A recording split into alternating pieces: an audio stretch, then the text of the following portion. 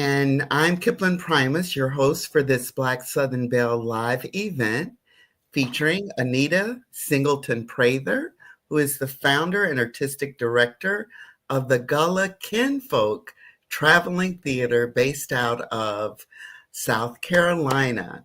Anita, thanks so much for joining us today and giving us a chance to learn a little bit about you, the theater, and Gullah Geechee culture.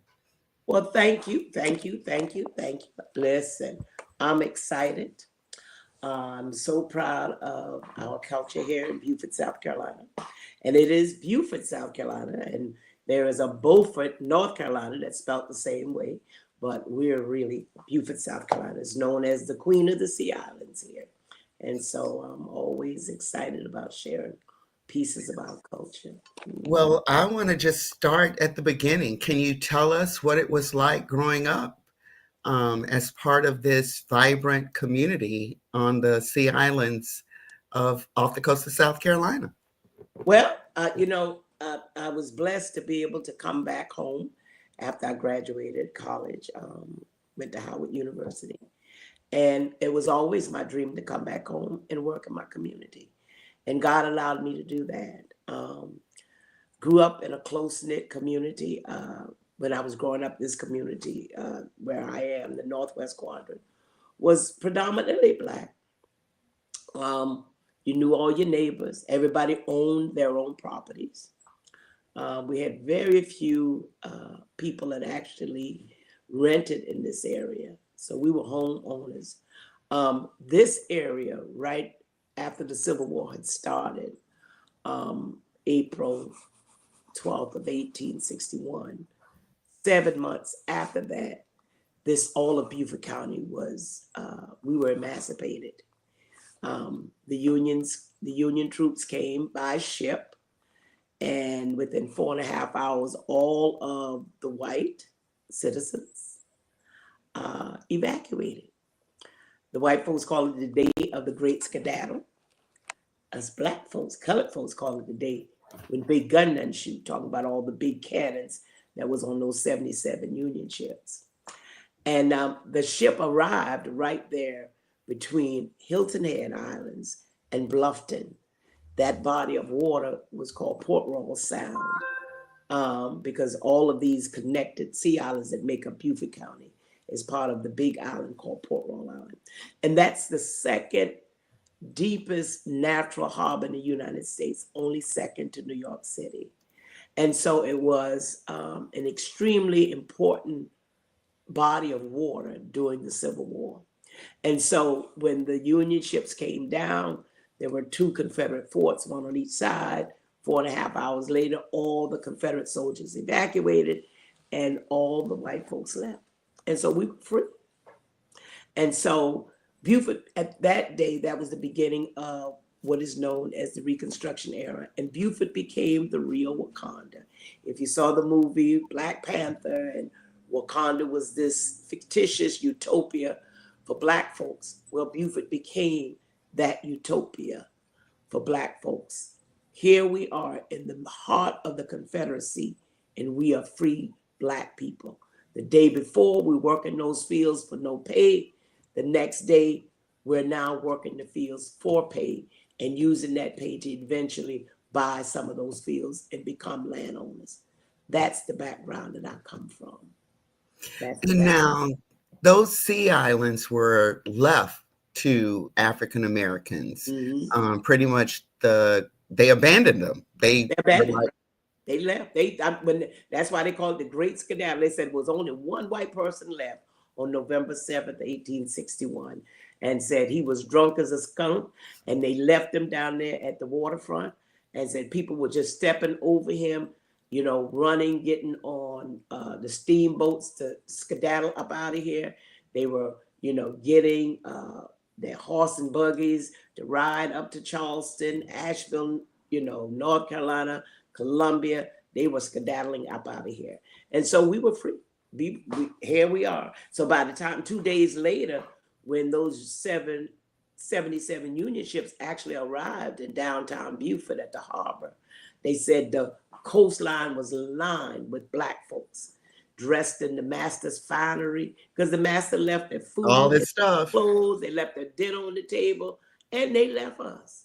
And so we were waiting on them. And so immediately we became working class Free citizens, and working class citizens. paid working class citizens, because all of that valuable long fiber cotton was left in the field, the rice, the Carolina gold rice was left in the field, the indigo, all of that valuable cash crop. And the union was smart enough to know that, we just can't leave it there and let it rot. Let's pay these people to actually do what they've been doing and harvest it. And that's what we did, and became landowners. Like I said, used those monies and started buying up those plantations. And so when people, think of the Gullah Geechee culture, they know that this culture survived because these islands were somewhat isolated. You had to try to get out there. Mm-hmm. Can you talk a little bit about how the culture survived, even, after the Civil War, and even after white folks then decided that those lands were valuable and they wanted to buy them up, and they have started buying them up. So, but what was it like at that time as a young child to grow up in this intact culture of African American history, art, words, food? Yeah. The good thing about it is that for me, unlike a lot of other folks that would be in my age bracket, I was never taught to be ashamed of this culture. And I can't say that for a vast majority of folks that look like me.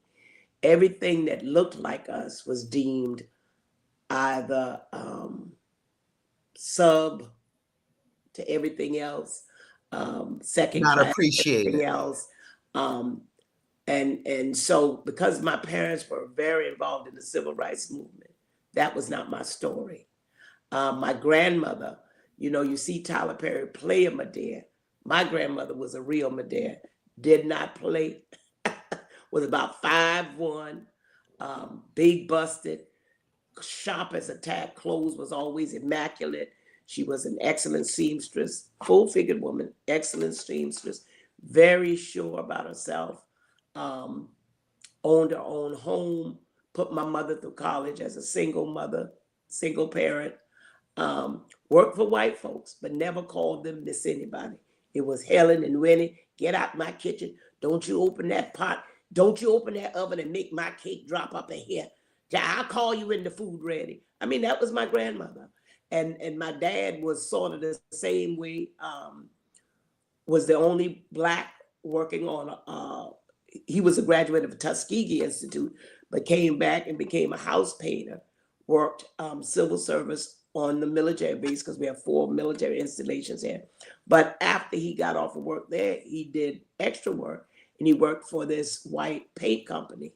And he was only a Black crew member. And there was a story that he was up on the ladder, and either it was the nephew or the son of the owner called him a boy.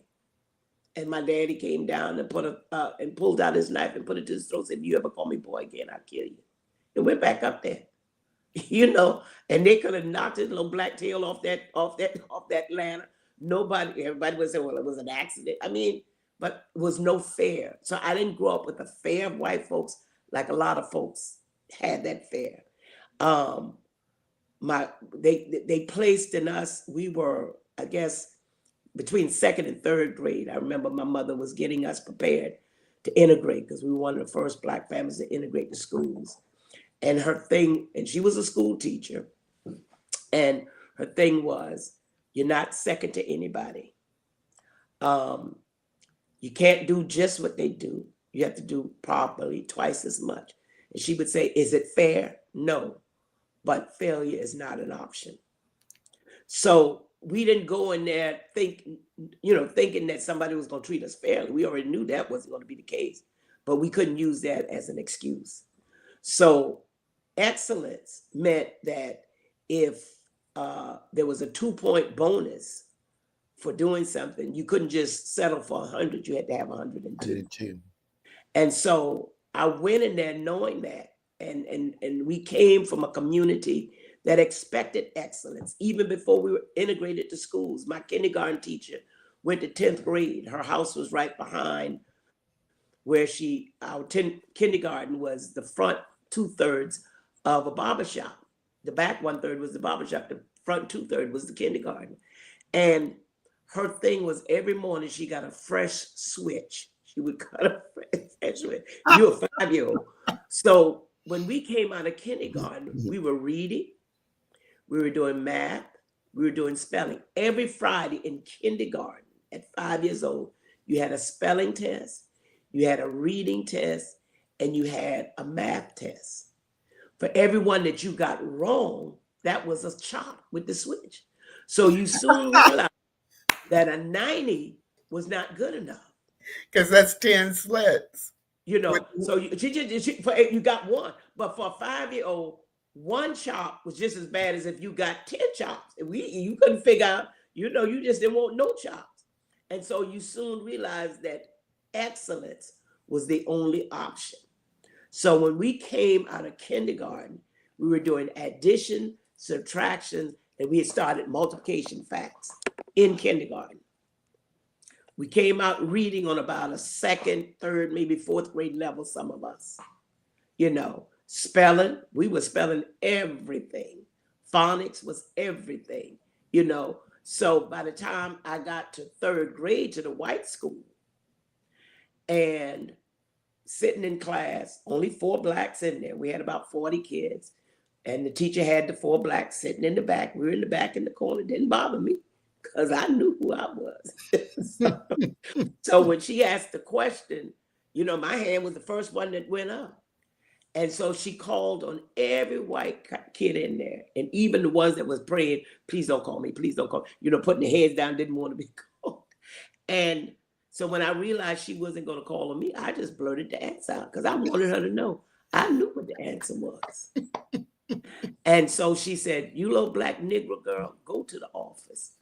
Well, everybody goes, oh, well, that didn't faze me at all.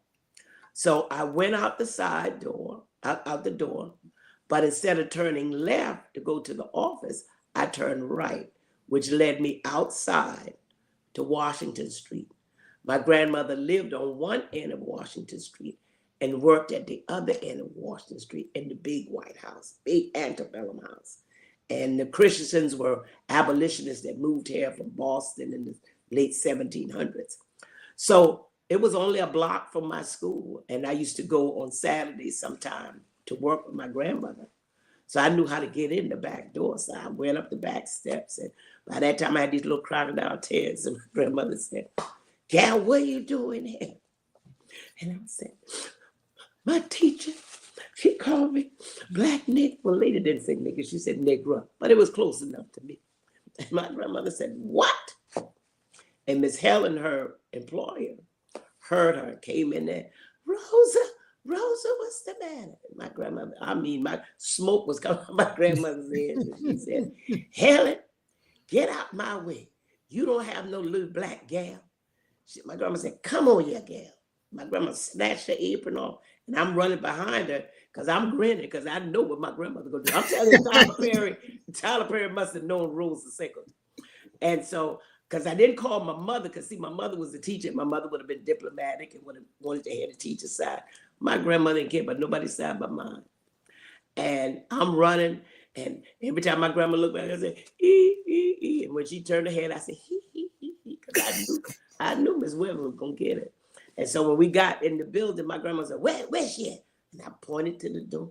My grandmother snatched the door, and Miss Webb was writing on the chalkboard.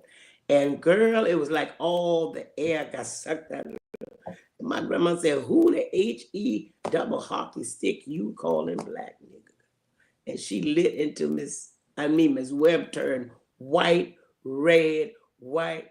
All the little white kids' heads went down because they were shaking. The black kids in the back was going, he, because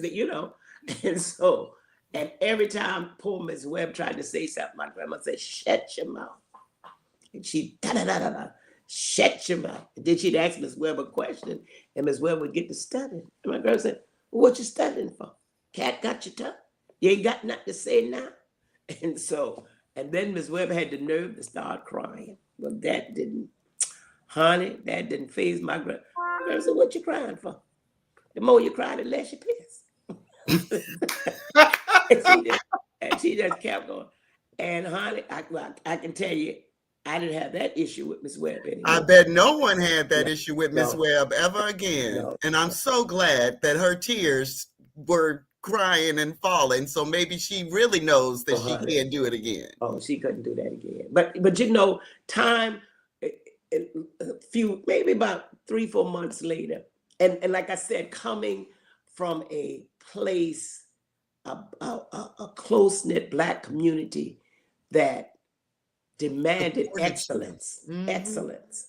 It was almost time for grades, and Miss Webb had given me a B+. And I went up to her and I said, Miss Webb, I think you made a mistake. I'm 8 years old. I said, I think you made a mistake. And she said, huh?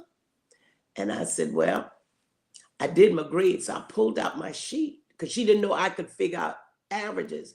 Because like I said, my mother was a school teacher. So my mother was a math teacher. And so she had already taught me how to do my average. And so I said, see, Miss Webb, you have to add it all down. And you get this much. And I said, if you flip the numbers, Miss Webb, and you add it again, you get the same number, Miss Webb.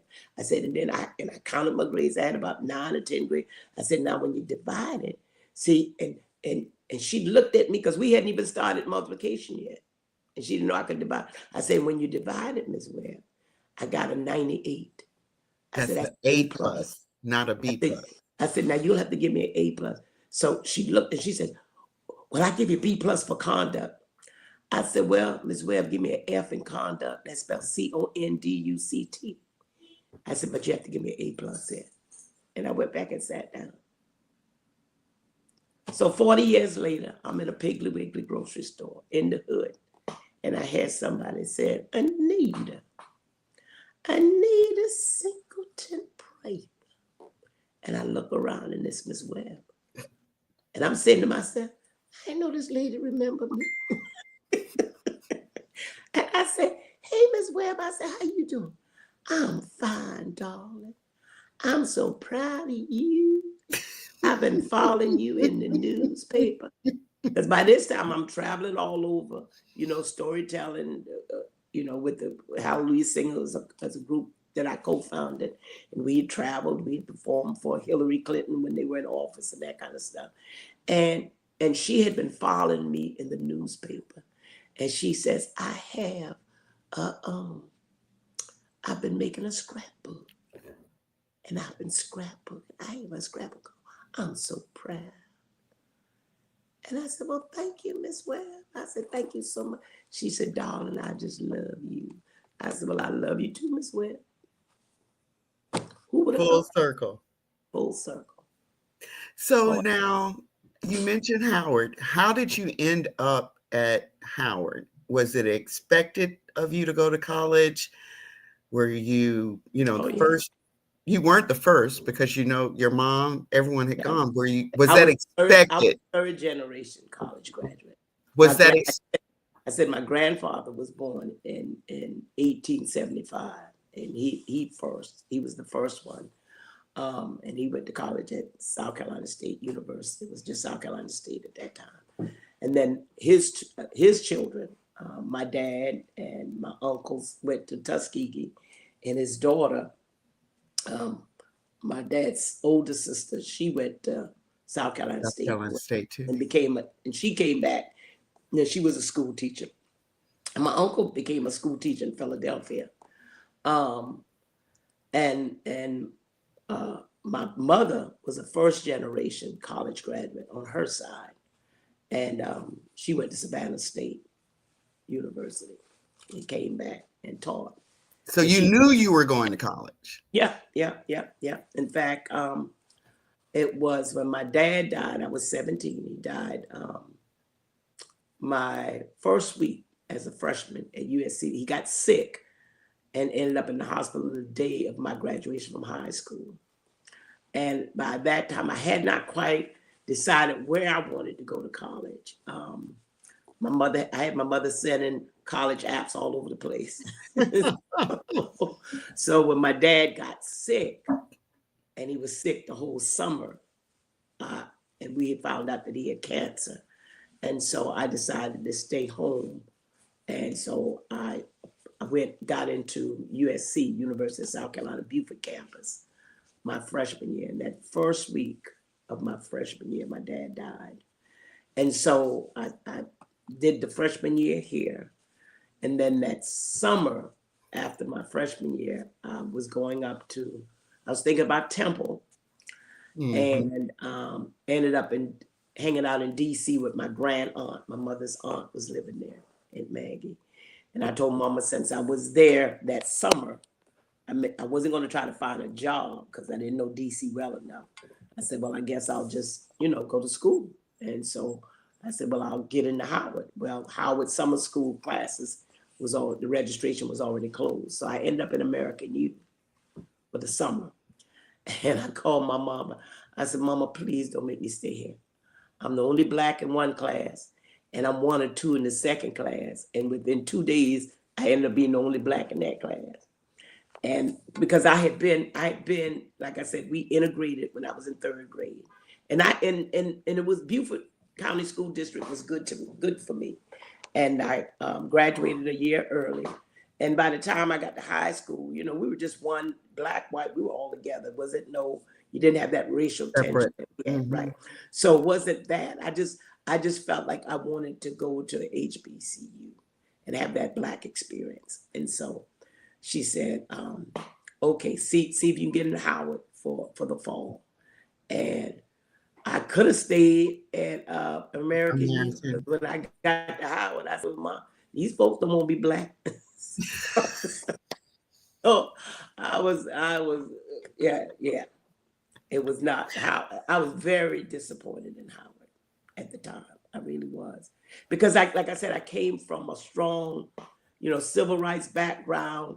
We shall overcome. Let's get together. Let's bind together and help liberate our people and bring everybody up to this social status that quote unquote Howard boasted about.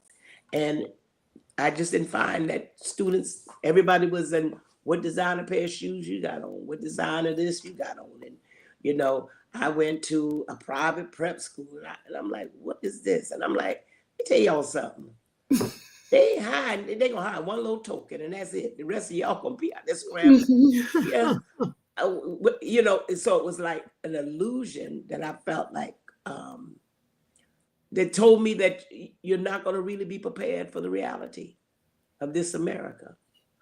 And you soon saw that, because we um, had a girlfriend that was brilliant. She was in it was two females in the mechanical engineering school, and she was one of them. And the other Mhm. young lady dropped out, so she was the only one. I mean, she was brilliant and graduated with honors. And then she had a fellowship to go to Duke University. And the first day she sat in the classroom, everybody went on the other side of the class. And she got up and ran out. I said, girl, I would have told him, kiss my so and so, my black grits. And keep on getting up. I said, but that's the illusion that Howard gave you, that somehow when you get this degree from Howard University, everybody's going to forget that you black, and they're going to just be so happy because you're a smart Negro. We saw that in November. Well, I just felt for me at Howard, I think it takes a minute for everyone to kind of find their Mhm. tribe Mhm. because it's so many people. Yeah. It might take a minute for you to find Mhm. your group, but as you mentioned, at Howard, everyone was a homecoming queen. Yeah. Everybody was on the honor roll. Mhm. Everybody Yeah. was a Mhm. their dad was a doctor. Those things that may have helped you stand out in your town or in your high school is in abundance there because everyone were high achievers. Everyone was Yeah. trying to Yeah. be That didn't bother me. The fact that the care for other people was not there. I can remember coming in, and I was at Meridian Hill Dormitory, Mhm. House of Ill Repute, and cots were everywhere, because they didn't have room for everybody. So these cots were all over for these people sleeping. And I can remember the housing director put in the newsletter for Howard that felt like they were bending over backwards to make sure people had housing. I said, you accepted these people's money from all over the world. And you think, and I mean, and she was indignant with it. Was it like, we're so sorry that we didn't, but you accepted their money knowing how many beds you had. And you didn't feel like it was your place to make sure that these young people that's coming to a country that they've never been to. And just even me coming from South Carolina up there. I've been to DC because, like I said, my grand aunt lived. So, but again, and I had a backup because I could always go over to my grand aunts. Right. But what about the kids that came from around the world?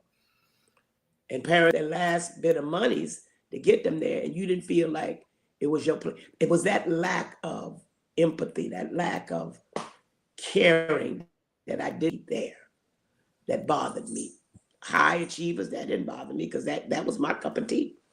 But we were taught, even though for my neighborhood, we had the first TV, telephone, that kind of stuff, but it wasn't ours. It was for everybody to use. My parents didn't allow us to think that we were better than somebody because we had some advantages that other people. So I just didn't know how to deal with that kind of selfishness, that kind of arrogance.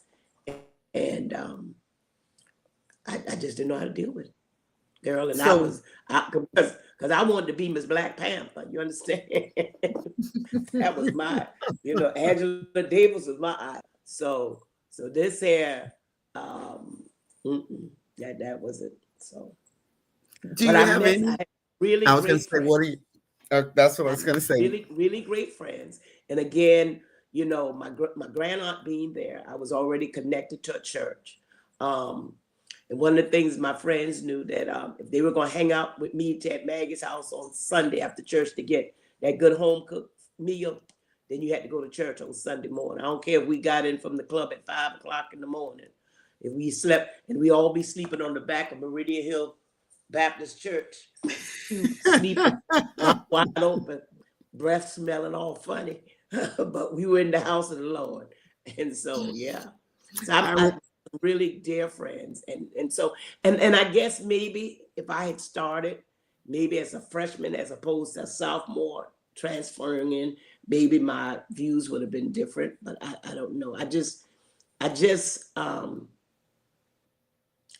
think we do, and we've done, and I'm including myself in that, a disservice to our young people, our children, because somehow we thought if we educate you well enough and you learn how to speak better and you learn how to dress a certain way, that somehow you would be accepted, instead of teaching our young people that it doesn't matter what opinion other people have of you. What is the opinion you have of yourself? Do you know who you are? Do you know that you come from a long line of great African kings and queens, inventors? Nothing on this earth can be said without the footprint of an African person. That's what we have to reteach our kids, not just to be educated to get a good job, but we need to educate you now to make good jobs.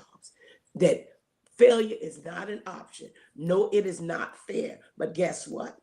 If grandma and great grandma could drop a baby today, and a day and a half later, the master's looking for them to be back in the field or back in the house working with that baby strapped around them, then you got to keep going.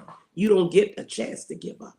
You do not get a chance to give up. You definitely do not get a chance to give up. So, fond memories from Howard because of your friendships that were formed. And I think that's one of the things that happens at college. You grow through all of those experiences with different people. And every time I hear people saying, college doesn't equal a good job or good money, it might not. But the experience is something that you learn from and grow from in a way that you can't in any other place. It's almost like a safe space that you can make mistakes. You can say the wrong thing and you can overcome those things and keep growing and keep educating yourself, because education is not about money. It's not about life. It's about knowledge. I hate when people say, how do you know that? Well, I read. How does anyone know anything?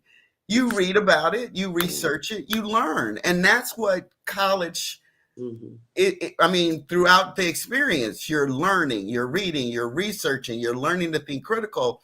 And there are not many places where you have a space to do that without really severe results. You make a mistake in the real world with real money, for some people, there's no coming back.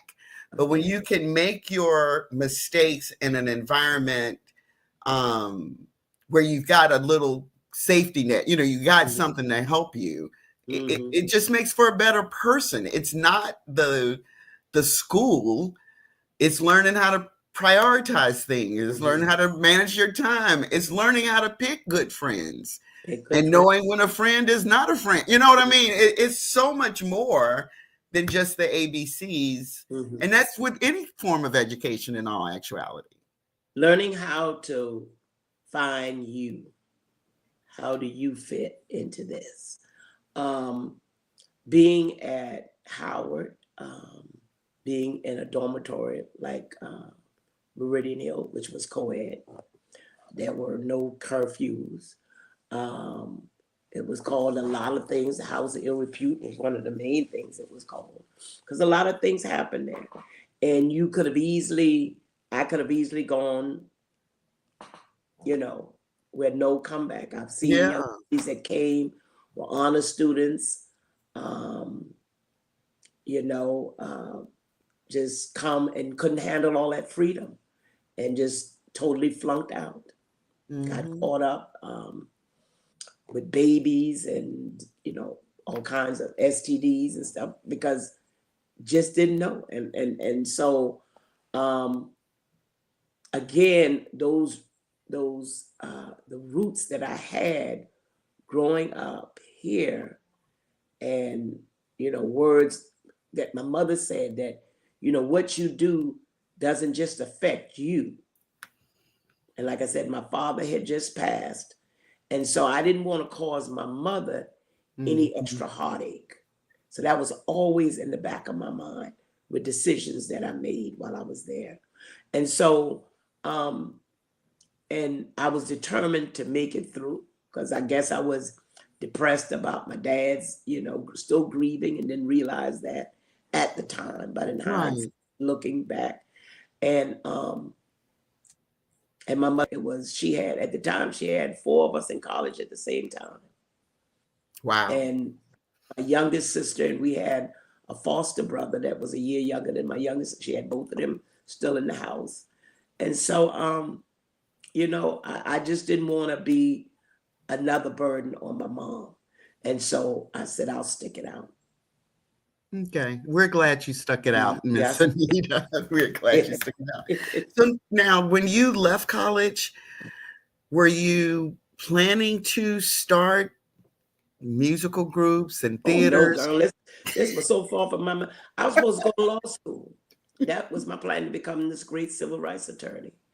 And when I graduated, I told my mother, I said, Mom, just let me take a break for a year or two. I said, I'm going to go back in 2 years. And so when I can remember my advisor about 3 weeks before graduation, he called me and he said, because by this time I had switched my major from pre-law to psychology, because that was easy for me. I said, ooh. I said, I could stay home and watch The Young and the Restless, watch Snapper and Miss Chancellor. And, they always got a psychologist or psychiatrist. So that'd be like an extra tutoring on the side. So, I made all this up in my mind so I could watch the soap operas. So, and keep my mama, I said, if I keep a B average, that'll keep mama happy. And I can watch the soap operas. Do what I need to do. Yeah, do what I need to do. And so I switched to psychology. And my minor was early childhood ed, which again was not for psychology. So it was an easy fit for me. And so, anyway, about 3 weeks before graduation, my advisor called me and he says, do you have plans for what you gonna do? I said, I'm heading south. getting out of Dodge as fast as I can. First of all, I don't like the cold weather. That's number one. I don't like the congested, It's a city. yeah, Traffic. I don't like the traffic jams and stuff. I'm going home. He said, well, you got a job? I said, He said, well, I got a job offer for you, probably gonna work for you. I said, well, where is it? He said, boss. I said, you ain't got no job for me, no boss. That's even colder than DC. My sophomore year, my roommate was from Boston, and she came in January, and she left 24 inches of snow on the ground. So I'm like, you ain't got no job for me in Boston. I said, it's too cold for Boston. He said, well, what you gonna do? I said, well, I got a mama. My bedroom's still there. I said, I know I'm gonna have 3 free meals. It's food. I'll figure it out. And I even had a friend from Nigeria. His grandmother owned a chain of private schools throughout Nigeria. He was trying to get me to go to Nigeria. He said, we'll fly you there. The salary was gorgeous, free rent, He said, you'll have, people there to take care of your house and everything. All you have to do is teach. I said, let me think about it. I said, right now I'm heading south. So, I came home with the intention of only teaching for 2 years, because again, teaching was easy. And my mother and aunts and those had been teaching. And so when I got here, basically, just before I got here, they had changed it. Because if you had a degree, you could just go right on in and teach, and then you didn't have to have by this time, you had to have all these other classes. So I said, well, if I got to do all that, I may as well make that a master's program. And so the classes that I needed, the school district, because they needed teachers in math and science and special needs, they were paying for it. So the Beaufort County School District paid for my master's degree because I decided to go into math. Math was always something I enjoyed doing. And so they paid for most of my class. I think I paid for maybe 2 of my graduate classes. Okay. Everything else was paid through the school district. And so by the time I finished, I had certification. I had everything I needed for certification in elementary education and in early childhood education. And I was certified, depending on what level of math I was teaching, up through 12th grade. Okay. And so so that was easy. And once I got to teaching, it was so easy. I enjoyed it. And before I knew it, I'd been there 15 years. Oh, Lord. 15 years. And so I was teaching when I started storytelling and doing this. And I was sort of the minister of music at my church. I had the youth choir, and I played the organ for with the other piano player for the senior choir, and I wrote the plays for the kids and stuff like that. And that was stuff that I had done in high school. And when my parents were involved, like I said, in the civil rights movement, we would go and do the summer enrichment stuff. And so that was nothing that I thought I would ever be doing full time. And so I was doing it over at my church, and this young lady who had moved here from Ohio was working with the Parks, Recreation, and Tourism. She was working and so she was working with young people over there. So she heard about me, and I heard about her. And so she approached me, and she said, I'd like to open up a community center for kids to introduce them to ethnic art form. And I said, well, that's great. If anything for kids, hey, I'm in. And so we started collaborating. And so we started it at my church, and I, spoke to my pastor, told him about it. He said, sure. Because we didn't have a building yet. And so the first, we would rehearse there. We started doing some of the programming there. And then we finally found an old building that needed renovating. And so we needed a fundraiser. So Marlena Smalls, she was McGee at the time, had written an outline for a musical called Hallelujah Mahalia, the story of Mahalia. And I came in as the assistant artistic director. She was the artistic director. And so anyway, she wanted to use all the gospel greats that was in Beaufort County. And she put out this audition call, and nobody showed up. Oh, no. And so she was devastated. And I said, well, hold up. I said, why don't we just use the of the students? By this time we had about 55 kids. I said, let's just use the parents. And then I had a young adult choir at my church, and most of them were my cousins. And I said, I think I can get them to come and join. And so that's what we ended up doing. And so she had this opening monologue that she had written. She had given it to this young lady, and it kept falling flat. And I said to Marlene, and because we would collaborate like 5, 6 o'clock in the morning, because I had to be to work at 7. And so we would be up, talking about how we're going to do this thing. And I said, why don't you let me translate that, rewrite that into Gullah? And she said, oh, no, just leave it. I said, okay. So one morning, we were on the class. I said, I want you to hear something. And I just started, when we was first brought you, us was a proud black people for the mother continent. And so by the time I finished, she said, oh, I love that. She said, what's that? I said, that's your monologue. She said, huh? I said, that's your monologue. I translated it into color. And so at that point, I became the narrator. And so one thing just led, narrator to storyteller. And before I knew it, I was on the road traveling almost as much as I was teaching. And I just didn't think it was fair to my students. I love teaching. It was one of the easiest things I ever did. I was the one that they gave all the thugs. That was right down my alley. I'd have like 22 little black boys in remedial math, and my boys come in 15th percentile, 25th percent, and leave out 50s. I had one young lady graduated out of my program at the 75th percentile. So, that my thing was, you might come in here not knowing, but you won't leave out here not knowing. And you gave it up for the stage. Well, not really. I get to teach now.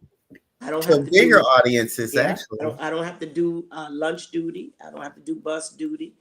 I don't have to do school grades. I go in school. I go into prison schools, and I go in on a Monday, and Friday I have them on stage performing. And I don't play with it. I don't play with them. I said, listen, this ain't no high school play. This is Broadway. You just happen to be high school performers. So I love it. If you're gonna be in here, then oh man, I said, okay, sit your little butt down now. I ain't the warden. I ain't the teachers. We only have a few days, and I don't have time to waste. Now, if you ain't interested, go sit your little hip. Oh no, ma'am, I'm ready. Okay. And so when the curtain open and all the little pairs get to grinning, but as soon as they open their mouth, everybody else's mouth open. So I'm going to back up just a minute because you spoke a little Gullah. For people who don't know, what is Gullah? Chef Rayford from Brunswick, Matthew Rayford, wrote a book called Breast and Yam. And I was talking about the book. I had it with me, and I was meeting with some students actually from the continent. They were all students from Africa in a program to learn about business. And she saw the book and she was like, Breast and Yam. I said, yeah, it's a book, Gullah Geechee, blah. And she said, that means bless and eat. I mean, she knew exactly what it meant. And she was from Ghana. But she knew breast and yam. And I was just like, oh, those Gullah folks, they really were separated. I mean, they really did keep their culture. So can you talk a little bit, when people hear Gullah Geechee, and as you said, a lot of people were called Geechee as a slur. Those Geechee people over there, leave those people alone. Those are the Geechee people. Yeah.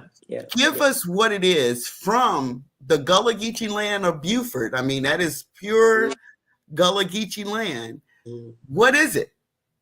If you had to say this is our pursuit working definition of what Gullah is. It is the blending of all of those cultures that came together during the transatlantic slave trade.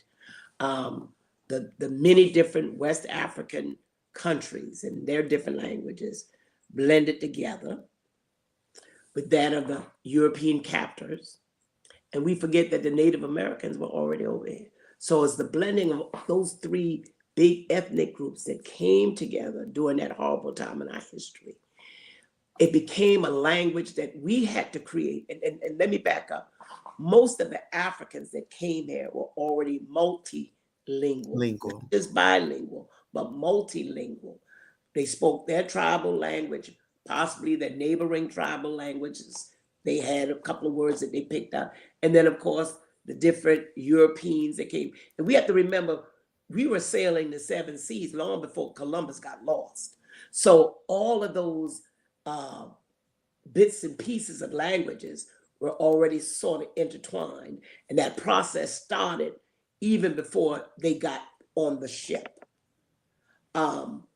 So once they got there, creating a language that they themselves, that looked like each other, could communicate. But within that, they created an outside language that they could create, that they could communicate with their captors. But the inner circle could only understand specific parts of the language.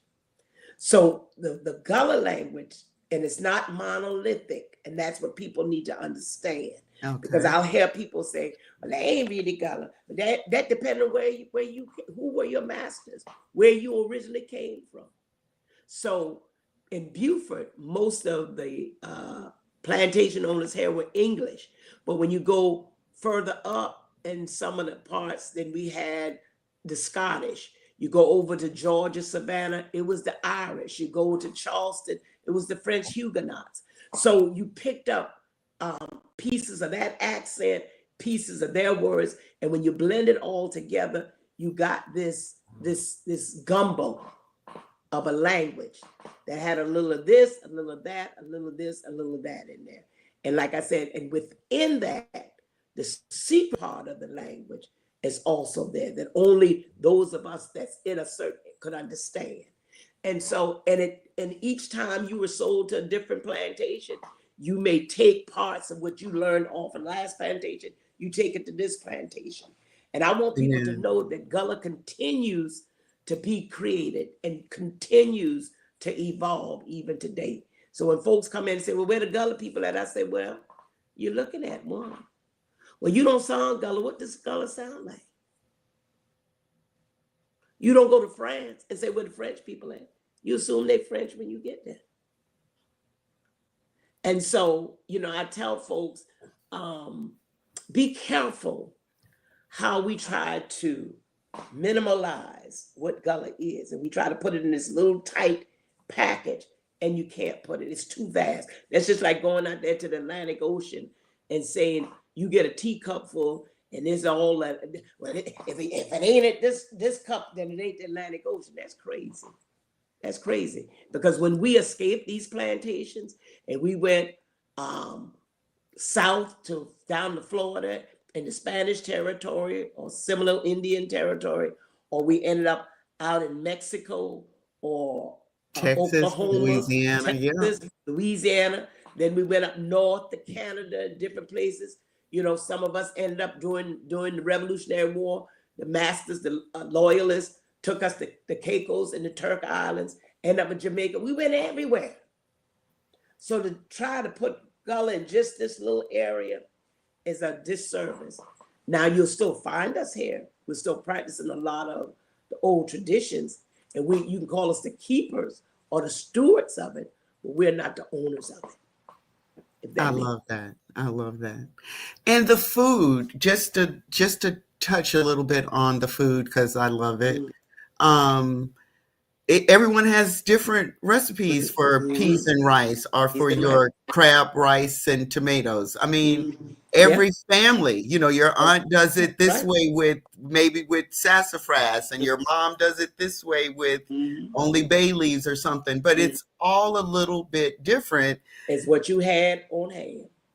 But now when I see people doing the shrimp and grits, and charging $50, I'm just like, y'all, it's shrimp and grits, man. 65, honey, 65. But that was what we had because it was nothing else. You could go out and get a couple of shrimp. My grandmothers would go out and shrimp off the river. That's what you come did. home.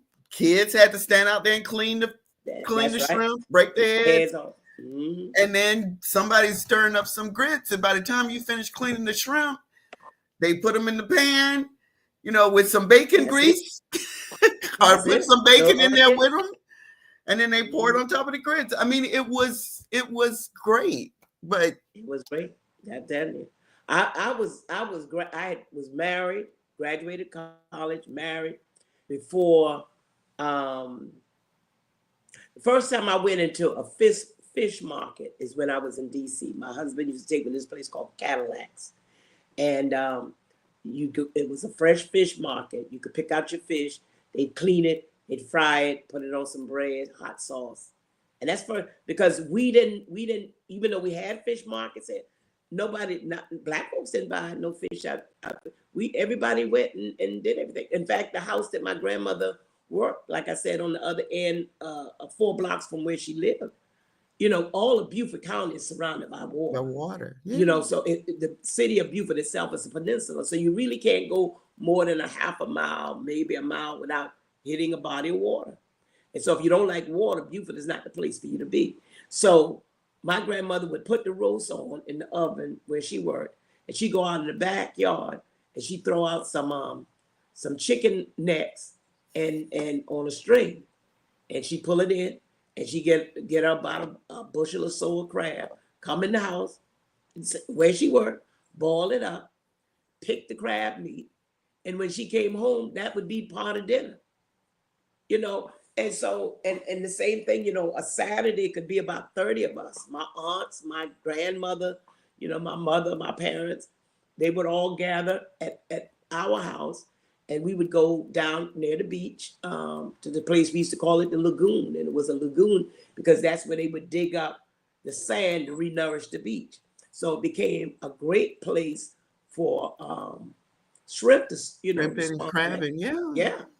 And so 30 of us, my grandmother and my aunts and the young, us, the young kids, we would be crabbing with the crab lines, with the chicken neck, or this little funky piece of neck bone. Um, my mother and the women would be fishing with the fishing rod, and my dad and the older boys would be, throwing the shrimp net. So we would get so much stuff. I can remember my uncle's truck. We would have the buckets full of crab. So we would run out of buckets. So we started dumping all the crabs in the back of the bed of my uncle's truck. And then we would fill up the buckets, would be filled with fish and shrimp. And so we all go back to our house, my parents' house. And the young kids, like you said, we would be heading the shrimp. The women would be cleaning the fish. The men would put the fire on outside to boil up all the crab. My mother would go in the house and start making red rice, sweet peas, brown and served rolls, and then she would start frying the fish, frying the shrimp, smothering any kind of way we could have shrimp, she'd fix it. And then we all come back out and eat the crab, eat whatever. And everybody would take a bag of fresh shrimp, crab, Fish or crabs home. fish, and whatever. Everybody had seafood to take home after we finished eating. And so to buy it out of the store, that was new. So let's fast forward now to the Gullah Kinfolk Theater Company. Mm-hmm. And can you talk about founding and starting the company? And then we're going to lead it into the event that's going to be taking place in May. Like I said, I was the co-founder of the Hallelujah Singers, and we were the group that, if you go back and watch the movie Forrest Gump, we were the singing in the church scene. And Marlene and I were business partners for about 10 years. Like I said, after we started it as just a fundraising choir at the beginning, eventually we turned it into a business. And we did it for about 10 years. We had an opportunity to sing for Marion Wright Elderman, the 20th anniversary of the Children's Defense Fund, because she's a native of South Carolina. And the Clintons were in office at the time, and they brought us up as a surprise gift to her. And so we had an opportunity to sing there and in other places around the country. And so after 10 years, we split, went our separate ways, and Marlena continued on with the Hallelujah Singers. And at that time, I was Auntie Sue. And so that day I became Aunt Pearlie Sue. and started my own group. I wanted to. I had done a one story on the last project I did with them, which was a cassette at the time, and it was called the Chicken Dinner Money Story, and it made it to the top 10 gospel chart in 1992. And when it first got on the gospel chart, it was number 4. And this was just a Gullah story. Wasn't any singing, just a Gullah story. And then eventually it made it to number 2 on the gospel chart. And it was second to the song, What God Has for Me, It Is for Me. And so with that, that was sort of I guess God telling me your assignment with the Hallelujah Sing is over. And so I started my own group called Gullah Kinfolk. And it was kinfolk, like I said, my sister, it was my youngest sister and her husband, Connie Singleton Murphy and Darryl Murphy, and their 11-day-old son, my cousin Larry Singleton, his 2 uncles, Jackie and Johnny. The 3 of us had the same birthday. 2 of my former students and a nephew, and one of my sister's former students that started the original Gullah Kinfolk. And my nephew is now 25 years old, so that lets you know how long that was. And I had and I told, when I first approached, when I left the other group, the Hallelujah Singers. right, the executive producer of that last project approached me about doing just an album of my stories. And I told him, well, you know what? I don't want to go back to the plantation owner. So I'm gonna do it myself. And he said, well, if you change your mind, let me know. And I said, okay. So he sent me a contract with 17 pages, and that's the first time I ever read a contract. And thank God for the spirit of discernment. With certain things that I highlighted, that I said, this feel like going back to plantation owner, leaving the driver going. I said, oh, no. This ain't working for me. So I was on my way to church for rehearsal, and I ran into an attorney that lived right across from my church. And I said, Ned, I want you to look at something for me. He looked at me, he said, he was on his bicycle. He said, Anita, he said, I'm not an entertainment attorney, but I can tell you this is going to have you tied up for 5 to 10 years. I said, thank you. That's what the Spirit had already told me. I said, okay. I told him, he said, do you mind if I show this to an attorney friend of mine who is in Charleston, who is in an entertainment? I said, sure. And so he did.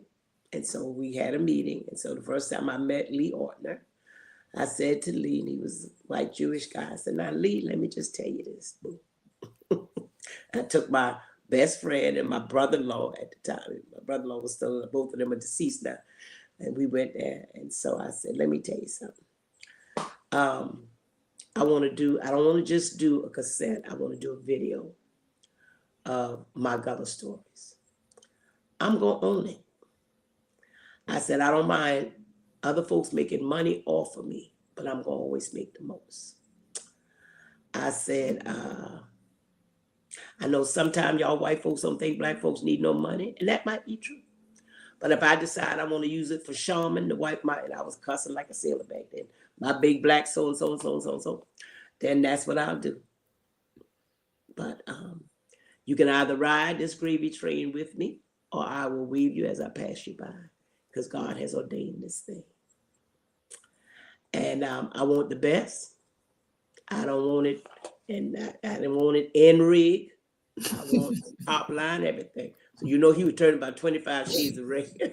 and I'm smiling and laughing the whole time. I said, okay. He said, well, Anita, he said, I have a video producer that's renting office space. Do you mind if I share this with him? And the only thing they had of my talent was that one Chicken Dinner Money story that was on that cassette. And I said, sure. And so I left. We came back about a week later, and here now, Ron Small, another young white Jewish young man who had went to school in New Orleans and had moved to Charleston, was from New York originally. And so I gave him the same spiel. So he said he was sitting down there writing, this lady is crazy. I'll never see her again. I told him the same thing. I said, you can ride this gravy train with me. I'll wave you as I pass you by because God has ordained this. And it will happen. And he said, well, give me a week and I'll get you a proposal. I said, okay. So he called me back and he had a proposal needed $50,000. This is 25 years ago. Like I said, my nephew wasn't born yet. And I said, that's all you need? He said, huh? Because he thought that was going to scare me off. I said, is that all you need? He said, well, we'll probably need about another $8,000 for marketing. I said, okay, so that's $58,000. That's all you need. He said, well, yeah. He said, why? I said, because listen, I'm going to take this to Jesus. And when I pray, I'm going to be specific because that's what you say you need. And he's going to give me that. He just sat back like this. He said, yeah. I said, okay. So I called him about 2 days later. I went home. I told my mom. I called my mother and my siblings and my best friend all together. I told my mother. And my mother has always been, she was always one of my biggest cheerleaders. Mm-hmm. And she never told us that we couldn't dream, or what we were dreaming was nobody ever did that before. That was never her thing. Because my mother, I realized she was a dreamer herself. So I told my mother what I want, and she was one of our supporters with the other group, with the Hallelujah Singers. Okay. And she's a quiet person. She would write checks behind the scene. You would never know that she was the sponsor of stuff, because she wasn't one to boast about it. And so my mother said, when do you need it? I said, well, as soon as you can get it. She says, okay. The next day my mother came, and because I asked Ron, I said, how much do you need to get started? He said, I need $12,500. I said, okay. The next day my mother came back home with a $12,500 cashier's check. I went the next day to Ron and I laid it on his desk. I said, now when do we get started? He just went, so, well, okay. I said, when do we get started? He said it was the first time, because by this time he'd been out to Hollywood working out there, London, Amsterdam, all over there. He said, you're the only person that said what you were going to do, and you produced what you said. And at the time he told me $58,000. I had $58 in my account, girl. All I had was, I know God told me we were going to do this thing. It wasn't up to me to figure out where we were going to get the money from. It was just, you tell me what you need, I'm going to tell God. And so I gave him that check. We got started. Stories. And it's been on ever since. I ended up, my house was paid for. My mother had given us, this is the house that I grew up in up until third grade. And then my parents built another house on the island. And so when I got married, she gave me this house. And I didn't have a mortgage. I mortgaged my house to finance what I'm doing. And I used every penny out of all of my investment funds, my retirement funds. And it got to the place where, Lord, it's just me and you now, because there ain't nothing left. And here we are. When people said, oh, it'll be gone in 5 years. And you're still here. I started in 1990 when I started with the Hallelujah Singers, with them about 10 years. And then in I started this one in 2020. No, 2000. 2000, yeah, in the 2000s. Mm-hmm. And then now the show in May for Decoration Day, mm-hmm. and a lot of people don't know the history behind mm-hmm. this, although I just guess for me, as soon as I learned the history, I was like, okay, that makes sense. Yeah. So could you share the true history behind this upcoming holiday? Yeah. The war ended. And when I say the war, the Civil War ended April 9th of 1865, almost exactly 4 years after it started. It started April 12th, 1861. So if it lasted 3 more days, it would have been exactly 4 years long. The U.S. colored troops, the 2nd Infantry, was riding through Charleston after the war ended. And by this time, Charleston had basically been evacuated by the whites, the white Confederacy. And only people were left were us, mostly, and Union abolitionists and Union troops. And so when they came through, they realized that some of their comrades, other U.S. colored troops, who had perished in a Confederate prison camp, had been buried in a mass grave. Well, 250 something bodies. And so what they did is they dug up those 257 bodies. Let me back up a little bit. That prison camp was an old racetrack. It was called the Washington Jockey Club racetrack. And it's where the Southern aristocrat used to boast their wealth with their fine stallions and thoroughbreds and that kind of stuff. The last few months of the war, it became a prison camp. Horrible, horrible conditions. They treated the white Union soldiers poorly. But for them, the black Union soldiers represented treason and traitors. Because now, as we fought to free ourselves, we were considered family members. How could you turn on your family like that with them stinking Yankees? But when we were working for no pay, then we had less rights than the thoroughbred horses and stallions. Ironic, isn't it? Well, so they didn't give us the honor of being buried in individual graves. Because you know that for us, the deceased body is sacred, that's West African tradition and that kind of stuff to honor the deceased. And so so they came, like I said, and they dug up those 250, I think it was 257 bodies. And they took them 2 weeks to reinter them into individual graves on that same racetrack. And they decorated the graves with conch shells and flags and flowers. And they built a split railing fence that they whitewashed. And then over the entrance, they had a sign that said, "Here lies the martyrs of the rebellion." And after that 2 weeks, they planned a huge commemoration, which was May 1st, 1865. And they said they had over 10,000 participants in the parade alone, and about 4,000 were children. And they marched around that graveyard.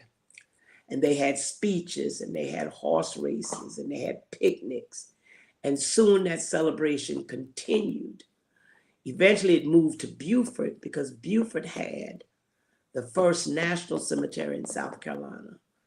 President Abe Lincoln himself wrote the order for it to be established as the final resting place for those who fought to preserve the Union. So it was first, the idea was for Union soldiers, but he allowed something like 129, I think, Confederate soldiers that died in Florida. There's a section in there, that's the Confederate section, that those bodies were reinterred. So with the cemetery being here now, then that celebration moved from Charleston to Beaufort. It was one of the largest celebrations in the nation.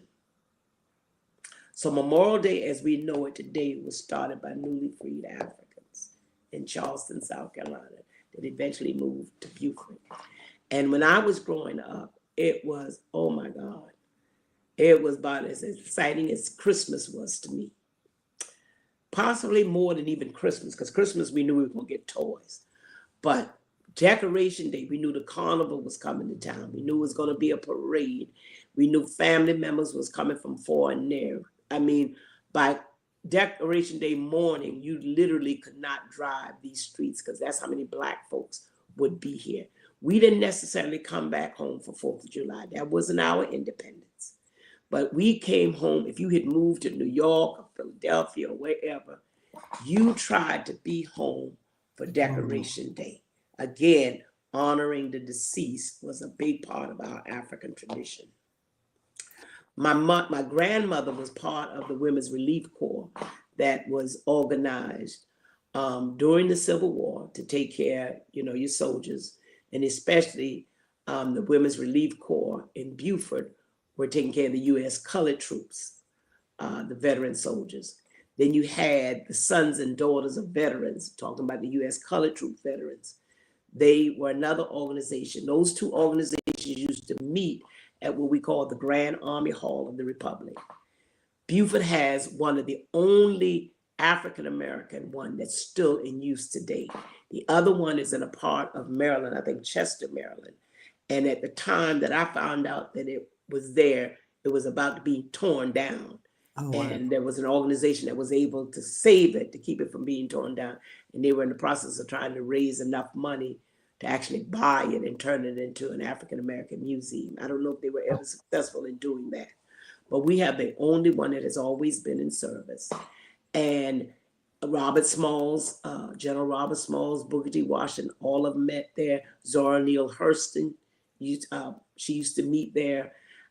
It was the hub of the Black community, and that's where the Sons and Daughters of Veterans and the Women's Relief Corps would go to plan the celebration for Memorial Day, Decoration Day. And my grandmother was part of the Women's Relief Corps. So, of course, when she went to go to meetings, she dragged me down there. And, we'd be so excited because I knew what was coming. And so I'm just going to move it. So you guys, the Gullah Kinfolk Theater, did a play. Yeah, and we create all of that. We recreate all of that. We bring all of that history on stage and make it come alive so that people can actually experience the old Memorial Day like it used to be. And so you'll get the carnival scene, the Silver Slipper Supper Club, or, all the little juke joints used to be hopping. People literally danced around the clock. The club would open at 5 o'clock the day before Decoration Day, and people would dance all night long. The bands would play about 4 hours, and they would change up, and all the juke joints, all the people would come 5 o'clock in the morning in evening gowns, zoot suits, because you had to dress your best to come. And they had a thing called the up train, the down train that came from Augusta, Georgia. And they said the people that couldn't come to the festival would actually line the railroad just to see people coming to Beaufort. They had steamboats that came from Charleston and Savannah and the Fusty Island loaded down with, party people coming for Decoration Day. It was a huge celebration. And so that's what we bring alive. Well, I'm hoping that we'll get those crowds for the Decoration Day full musical with Aunt Pearlie Sue. It's going to be Saturday, May 24th at 3 p.m. at the University of South Carolina, Beaufort Center for the Arts.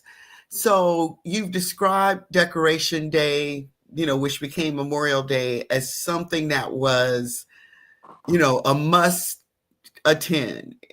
This huge day that Black folks came from everywhere to celebrate and commemorate the folks who died trying to fight for democracy. How is it, again, that this is one of those stories about Memorial Day that it's not there? Well, it's getting there now. And we just have to tell it and keep telling it. And that's why storytelling is so important. That's why family reunions are so important, because the elders have to tell it. The good, the bad, and the ugly. We can't allow our children to think that everything was easy. We have to tell them the ugly part of everything as well. And so, but we have to remind them the hard stuff is what gives us the strength to persevere and the tenacity to keep going. And it's because of Decoration Day that we now celebrate. This is our 40th year of the Gullah Festival. We do this play as part of the celebration for the Gullah Festival. The original Gullah Festival of South Carolina was started with folks talking about, tell me about what Decoration Day was. And so out of that came, well, let's create this new festival that will bring The this story to right life. storyline. And because, the powers that be did not want Decoration Day to be remembered, because they didn't celebrate Memorial Day. We used to celebrate May 30th. The Confederate Memorial Day was May 20th. I mean, May 10th. I'm sorry, May 10th. And so I don't know where the white folks went on Memorial Day because I didn't see them because it was huge. And so eventually they started putting ordinances in place that sort of killed it. But all you need is a remnant, and the elders kept the remnant of it, which was the parade and that military service in the National Cemetery on that Monday. And so with that, then the next generation took hold, came up with the Gullah Festival to continue that atmosphere of remembering who we are as a people, remembering the contributions we've made, remembering that we have more power than we think, remembering that we have more resources than we think. You take your penny over there, you put it with my 2 cents over there, somebody has a nickel, eventually we'll have a dime. We get enough dimes, we'll have a dollar. We get enough dollars, be amazed what we can do. And that's what we have to remember. We have to remind our folk, especially in this atmosphere that we're in now. Stop thinking that we're powerless, that, no. Come on, let's bring me what you got. Bring me what you got. Bring me what you got. That's what a gumbo is all about. It's what we had is what we put in the pot. So your gumbo may be a little different because, see, you may have some lima beans in yours. I may have corn in mine because we put in what we got. And we make a pot and everybody get a belly full. And that's what we have to remember. Bring what you have and let's make sure that everybody get a belly full. We can do that. And now, Miss Anita, you've mentioned storytelling quite a few times. And, a lot of us know some of our family stories, but a lot of us don't. And I tell people all the time, get that story from your elders before it's too late.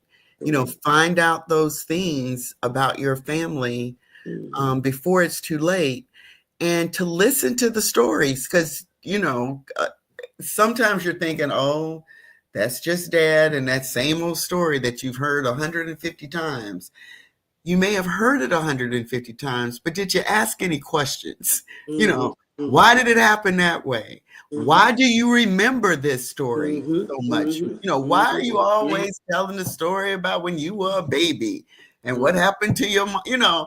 But we kind of get numb to them. And what I try to tell people is find out the root of that story. Did that happen to other people? Did it only happen in your family? Tell us the roots of those stories. And, you mentioned your grandmother being Medea. And I think a lot of us forget that in these small towns, there were Black families with privilege. I'm not saying everybody had it, but there were Black families that oh no, man, you can't mess with those. Those are so-and-so's people. You can't mess with them. They get, they can curse you out and not get shot. That's because you need to leave them alone. So we've always had that. And during the Great Migration, a lot of people left. But the people who stayed most often stayed because they had land. They had a reason to stay. They had a reason that they were able to bear the oppression of the South without having to leave. And not that there was anything wrong with the folks who did leave, but there were a lot of folks stayed. I mean, it was a great migration, but everybody did not leave. And you see that's true today in the population of the South. It's always, South Carolina.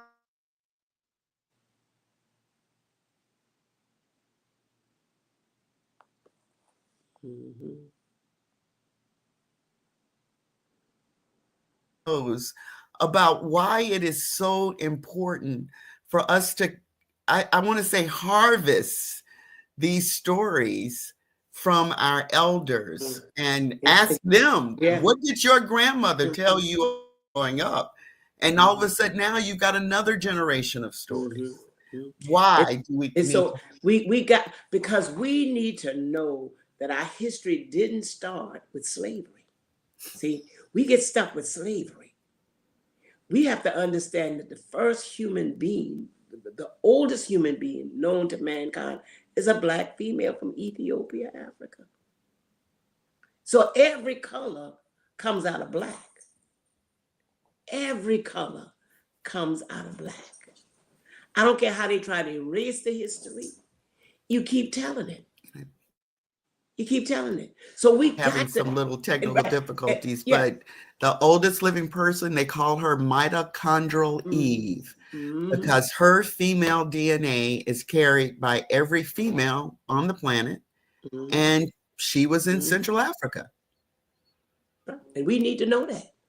And now there's no excuse for us not knowing our history, because people walk around with a computer on your wrist.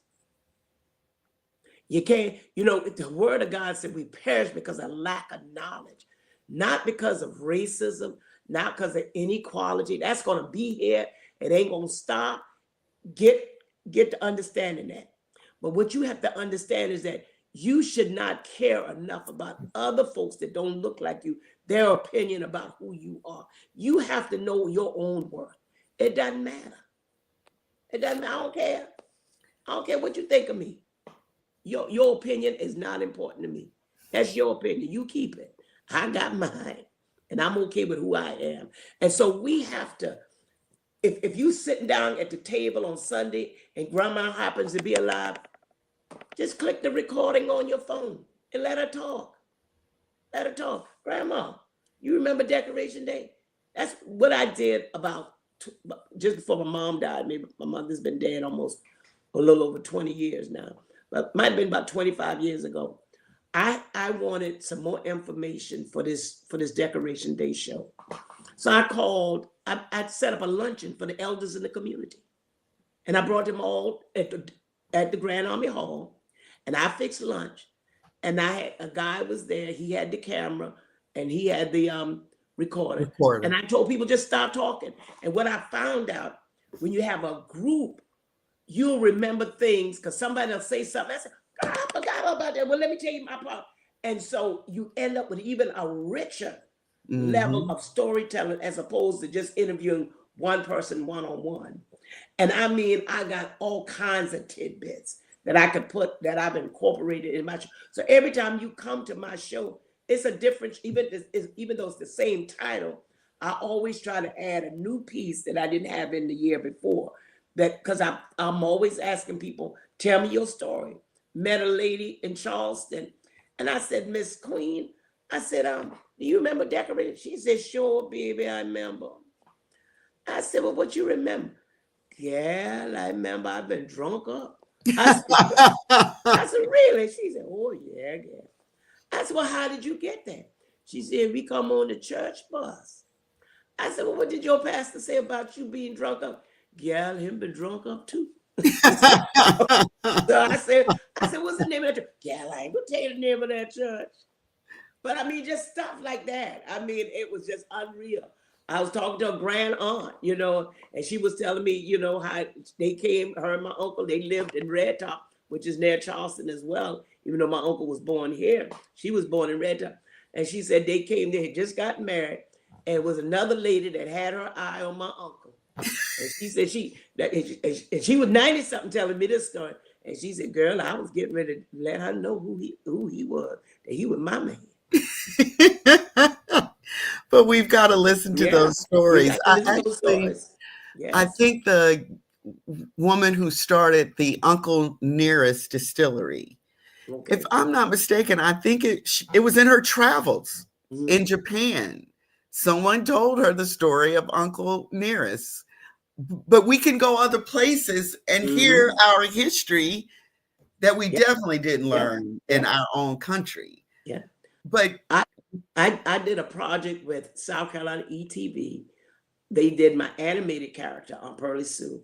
And we did, it's on their children's website, Gullah. If you go to Gullah.net, then you'll find I'll pop up. And so at that time, it may have been up for about 5 years, and they called me. They said, "Girl, guess what?" I said, "What?" Said the Chinese had translated that website into China. I don't know what Gullah Chinese sound like, or Chinese Gullah sound like, but they were interested in our culture, and they said, "Well, yeah, they love African American." Really? Wow. So we have to go other places to learn about us. That's but again, as Miss Anita is saying, those stories are right in our living room. Right. At least once or twice a year. We just have to ask the question. Ask the question. So now the event again, 40th Annual Original Gullah Festival in historic Beaufort. It's going to have, your play will have performances on Thursday, May 22nd at 7, and on Saturday, May 24th at 3. We talked about some of the food, the fish and shrimp and grits and things that have become so mainstream. But I wanted peas and rice. What are some of your favorite Gullah foods that you find at the festival every year? What are you looking forward to getting this year? Gumbo, oxtails. I love me some oxtails and dry rice. Collard greens, of course.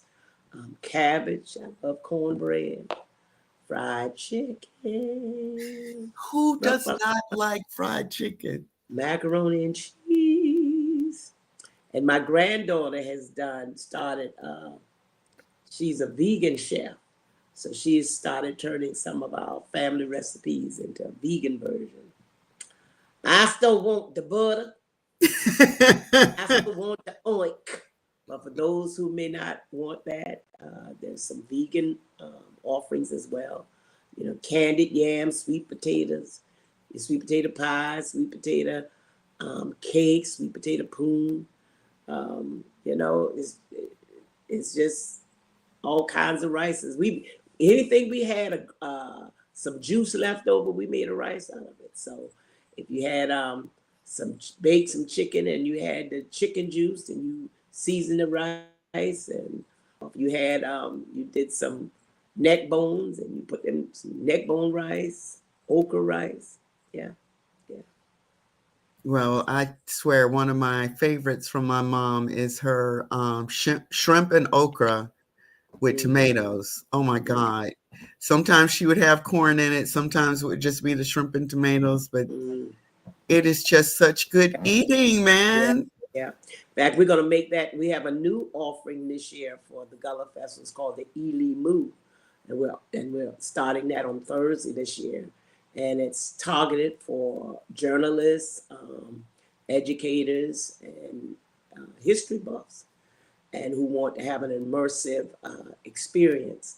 And we were fortunate enough to get a grant through the 250th and South Carolina anniversary celebration to be able to sponsor it. So it's a full day, start in the morning at 9 with a 3-hour tour. Then continental breakfast, and then the 3-hour tour. Then you come back to the BCC, Beaufort County Black Chamber of Commerce, and we have a Gullah luncheon planned with okra and shrimp, tomatoes, cabbage, sweet potato cornbread, peach cobbler, black-eyed pea tossed salad.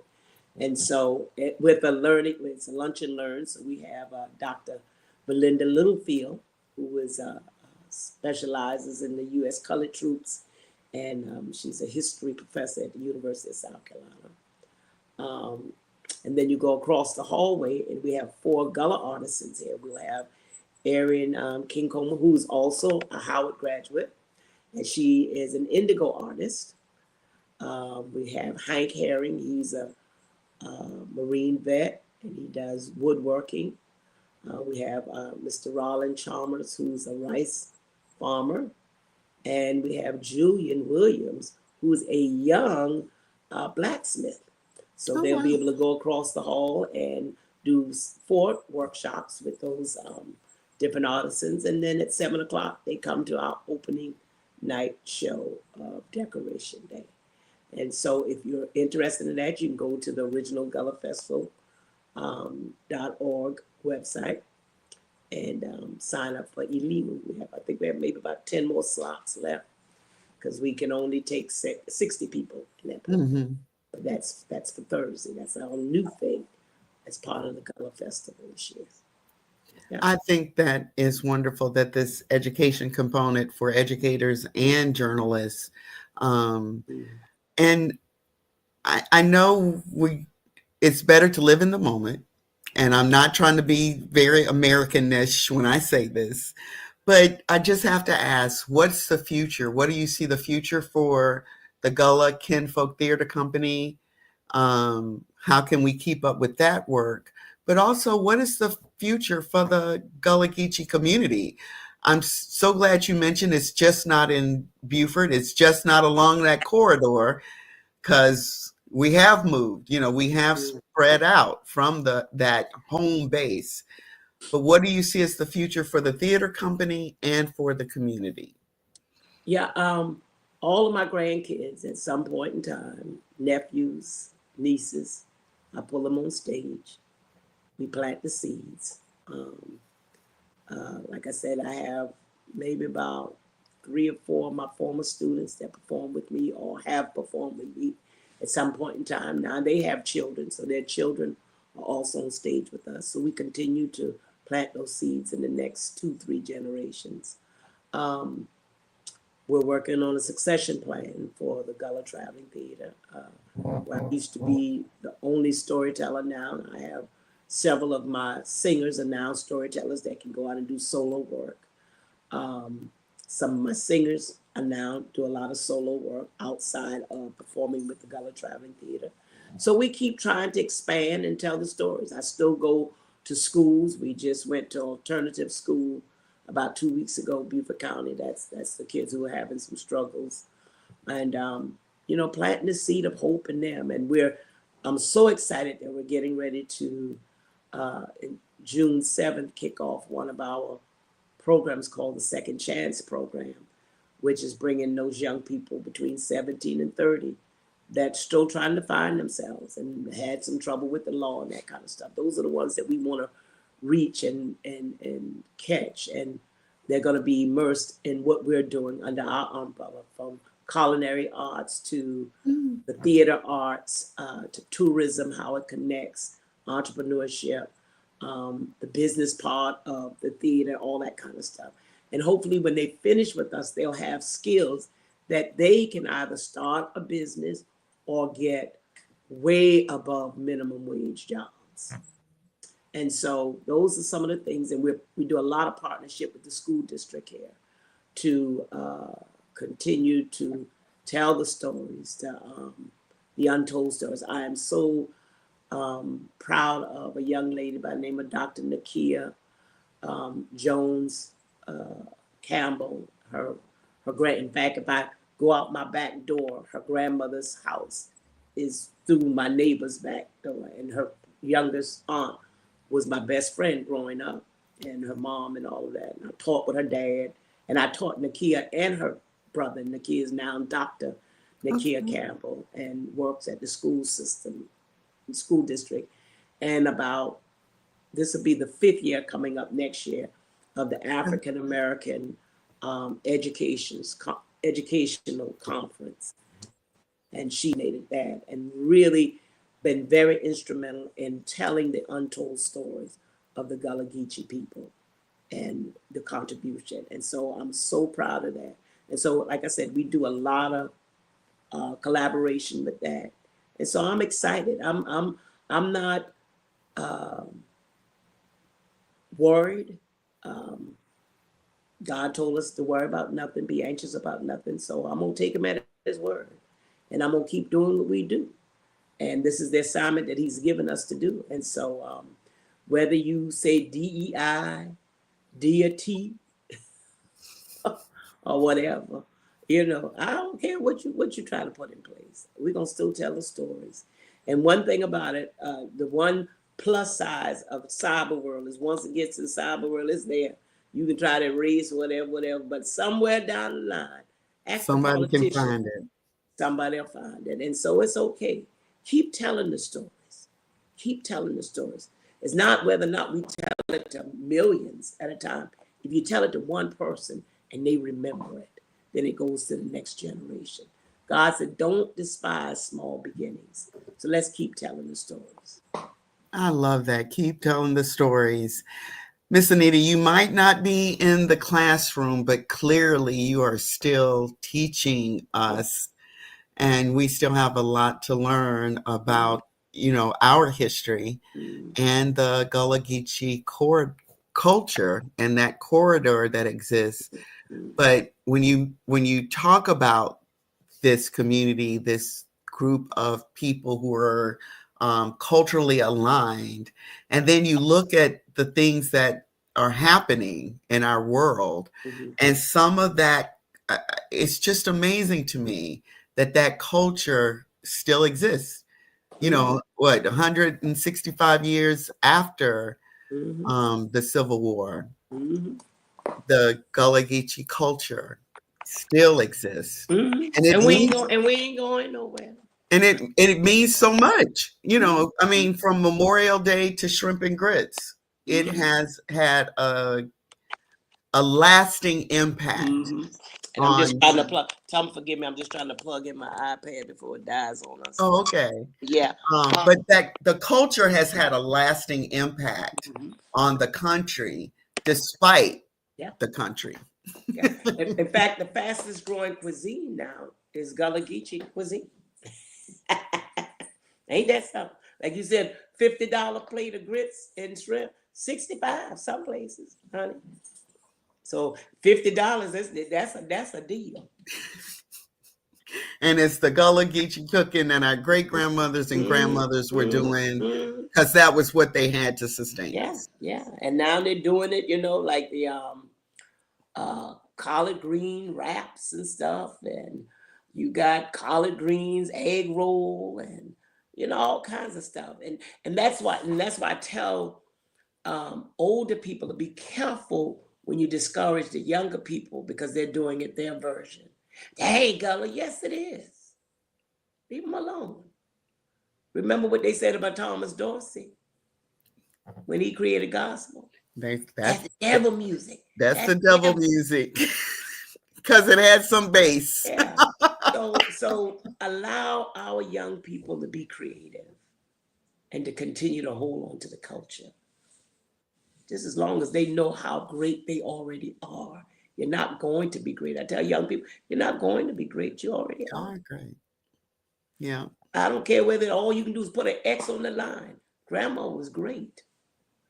Even if Grandma wore this rag on her head in the field, Grandma was great. Even if Papa had to say yes, sir, no, sir, Grandpa was great. And we have to know that.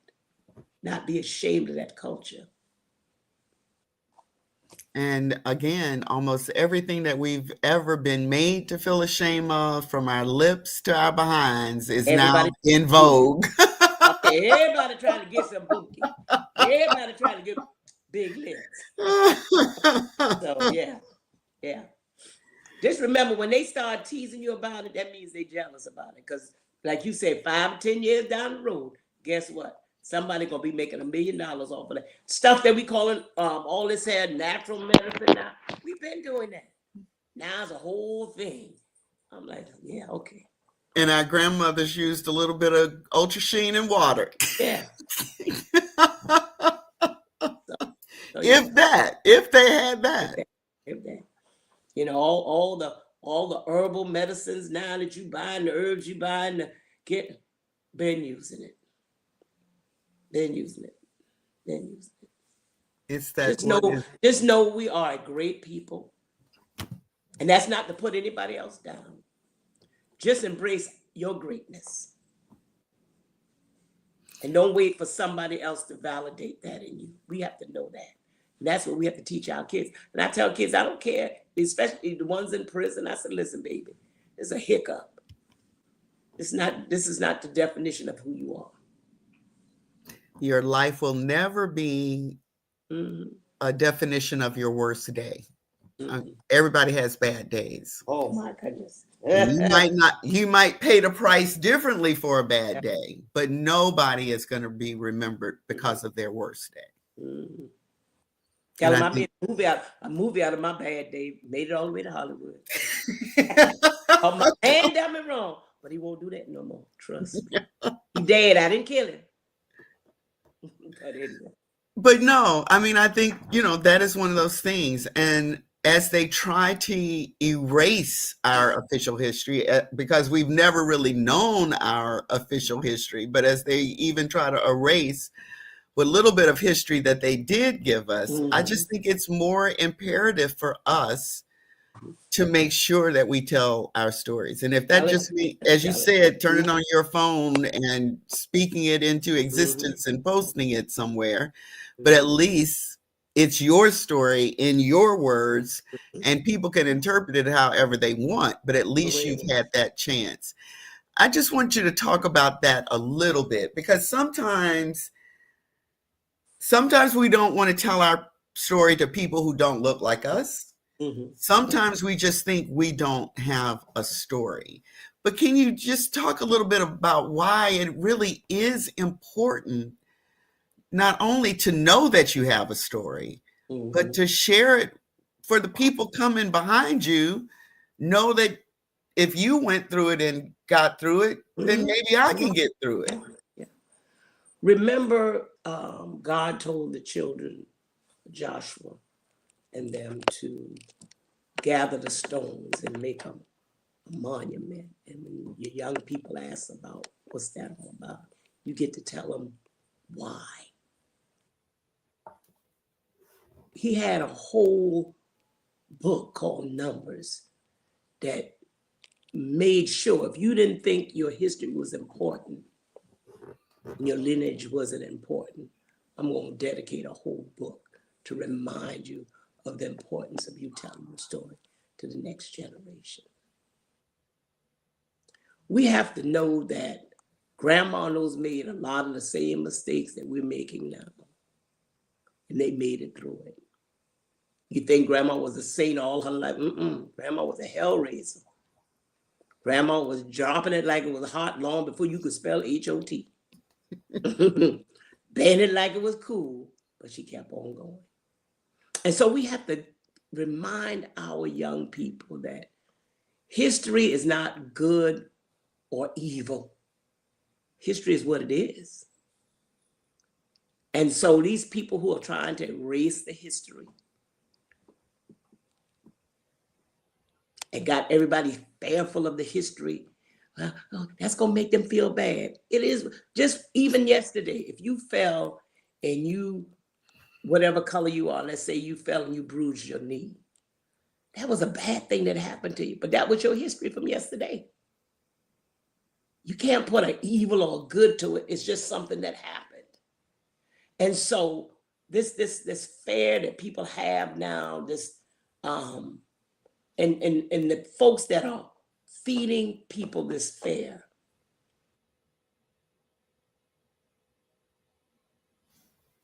it's fearful that maybe at some point in time we'll think about, well, dang, they did that. That's well, maybe we need to do it back. People just trying to live. People trying to make it this day and make it to the next day. And there's some folks that may be wanting revenge, but folks, the average person ain't thinking about how they can get back at somebody. You're just trying to get through whatever they try to put you through. And so again, the importance of us telling this history is not to say, woe's me, but it's to say, baby, let me look. Let me show you what they did. But we are the testimony. We are the trophy that we won. They didn't win the battle because we're still here. And not only are we still here, we're not just surviving, but we thriving. So this is 2025. It's time for us to remember that we still alive and we got something to do. Get with it. Get to doing it. Yeah, all that is happening. Yeah, that's bad. Oh, but listen here.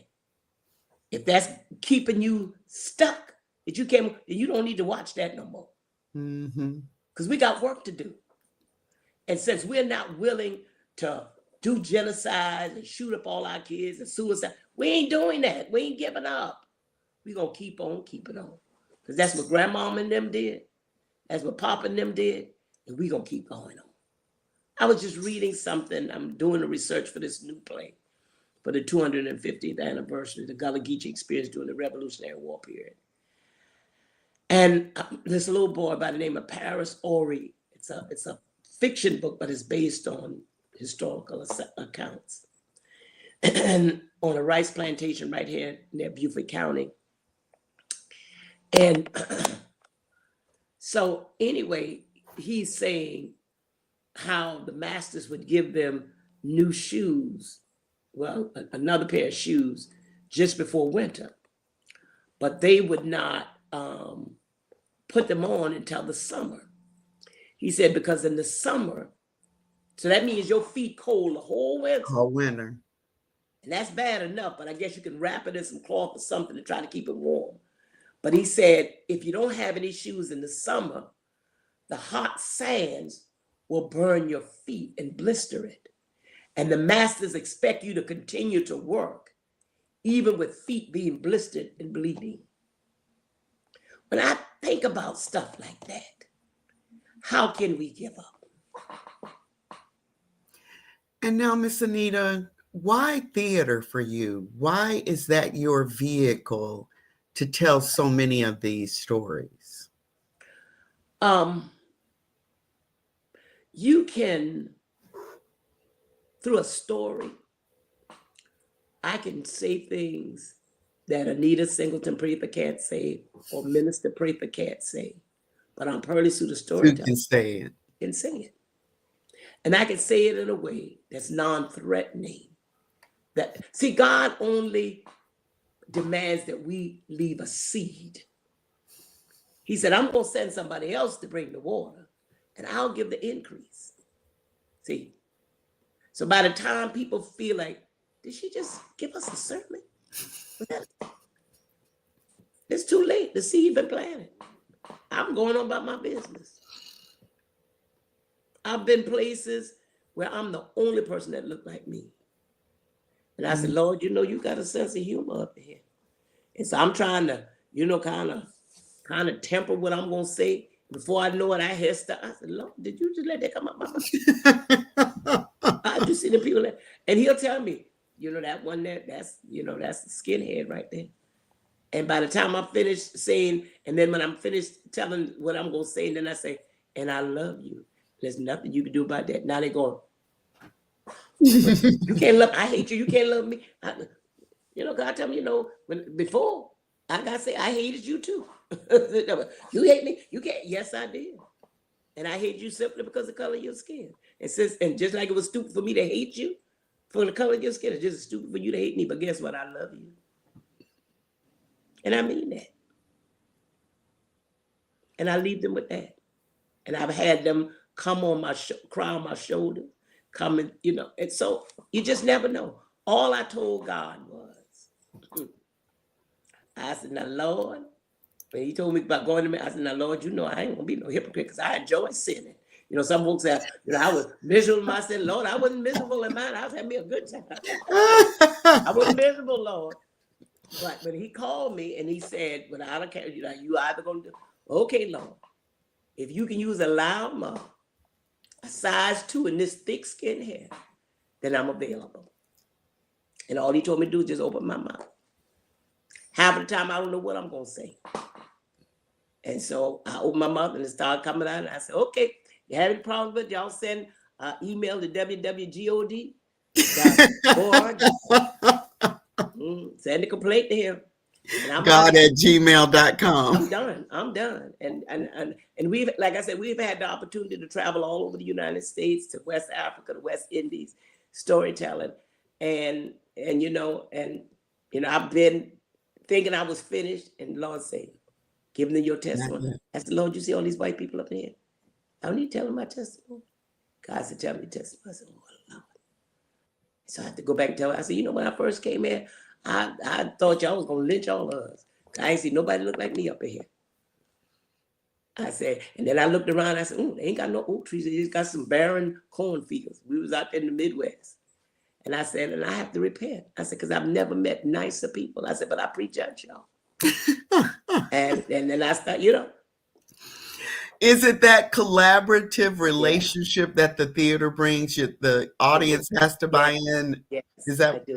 I love live theater with a live audience as opposed to, I mean, we do a lot of film projects and stuff like that. But when I get a chance and you know, I'll go in there and because I do a lot of big conventions for Fortune 500 companies and stuff. And and when I first go into the big 5-star hotels and I've got this rag on my head and my Aunt Jemima looking, that kind of stuff. And I see a few people look like me, you know. So I say, hey baby, how you doing? And they go, hello. And I start laughing because I say, my check gonna be bigger than your check, and you're gonna make it 2 weeks. And so I get up on stage or whatever, the podium, and start running my mouth. Before I know it, I'm calling people out of the audience. And half the time I don't even know that they're the CEO or the founders of the business or whatever. And so after I'm finished and the founder's giving me a hug, and so I'll see that same black person again. They say, girlfriend, you did it. And I'm like, you had to wait until you felt like I was validated by white folks. What you don't understand, I don't care whether they validated me or not. All I want them to do is sign the check, baby. I'm comfortable in this rag. I'm comfortable with this apron. Because somebody in my lineage had to go through this for me to be where I am. And somebody had to go through this for you to be where you are. See, you waited for other folks to validate you, not me. Miss Anita, I just want to thank you because I have learned so much today, and I already know about the Gullah Geechee corridor, the culture, and I thought I knew a lot, but you have educated me, so I want to thank you so much for that. And I just want to remind folks again that the Gullah Kinfolk Theater will have their premiere of Decoration Day featuring Aunt Pearlie Sue. And it's going to be, as you mentioned, starting on Thursday, May 22nd, and then running again on Saturday, May 24th. And this is going to be at the University of South Carolina's Beaufort Center for the Arts at 901 Cataract Street in historic Beaufort, South Carolina. And I hope everyone understands that they will definitely miss a treat if they don't figure out how to get there on May 22nd and May 24th. Learn about Decoration Day and how it came to existence and how it actually eventually became a national holiday, Memorial Day. Miss Anita Singleton Prather, thank you for all the work that you're doing. And please, continue on with this God mission. And we will see you on the stage very soon. Thank you. And tell them they can go to our website, www.gullahkinfolk.org. Gullahkinfolk.org. GullahKinfolk.org. And if you Google me, I pop up. That's why I got to be this size, because I got to be all. Thank you so much. Thank you. Thank you. Thank you. Love you, darling. Come see us in Beaufort. Come on down. I know that's right. So come on. We love company. Love company. And we're Gullah 365 and the fourth day. So if you missed the festival, come on down. We still gonna be Gullah when you get here. I love it. Thank you so much. God bless. Bye-bye.